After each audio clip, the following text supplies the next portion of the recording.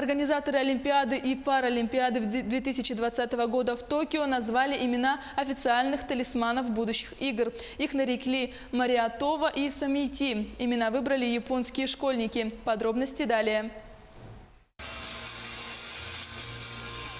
Мираитова и Сомейти. Представленные публике еще в феврале официальные талисманы Олимпийских и Паралимпийских игр, которые пройдут в Токио в 2020 году, в воскресенье наконец получили имена.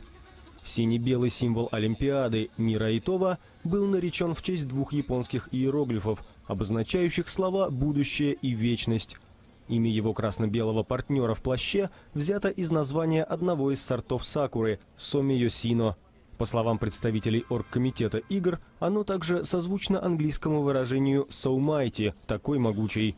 Мираитова и Сомейти были разработаны японским иллюстратором Рио Танигучи. Они победили в общенациональном конкурсе, набрав более половины всех голосов.